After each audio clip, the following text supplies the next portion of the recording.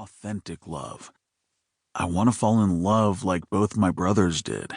Well, not exactly the same way that they did, because hello, Drama 101.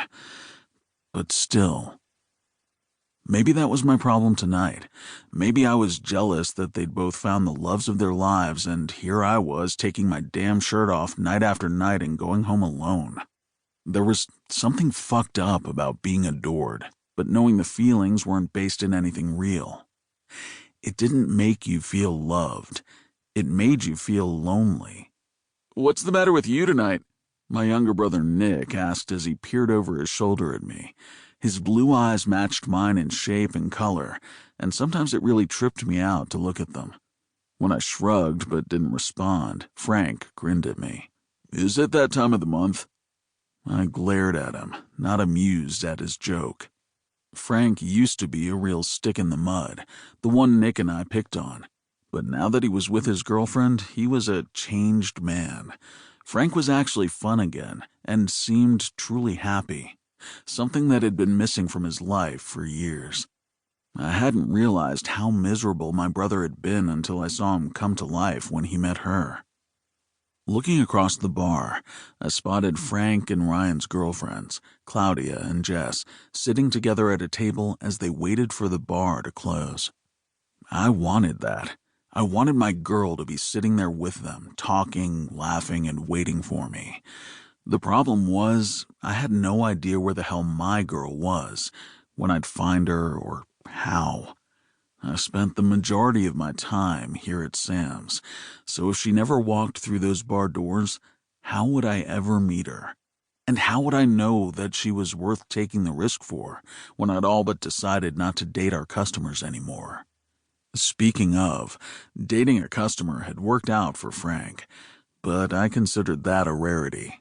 Something you would expect to happen all the time in this business, but usually never did.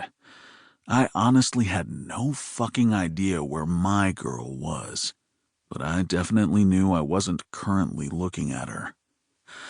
"I'd love to go home with you tonight," the brunette purred as I handed her the drink she'd ordered.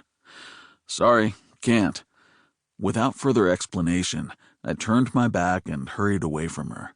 Couldn't get the fuck away quick enough.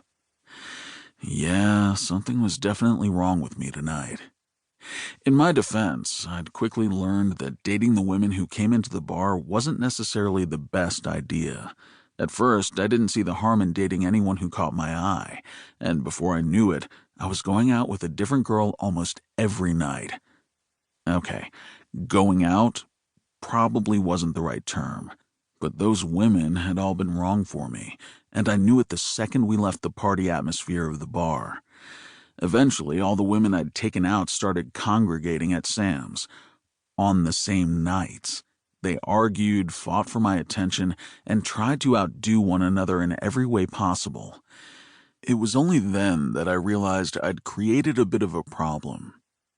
The thing was, these women all knew they could find me here at Sam's nearly every night, and as a bartender, I had to be friendly and accessible. I hadn't even considered that reality before it was too late. Frank had warned me that dating customers was a bad idea, but as usual, I hadn't listened. None of the women seemed to take into account that the bar was my place of business. They saw it as a fun place where they could find me anytime they wanted, no strings attached.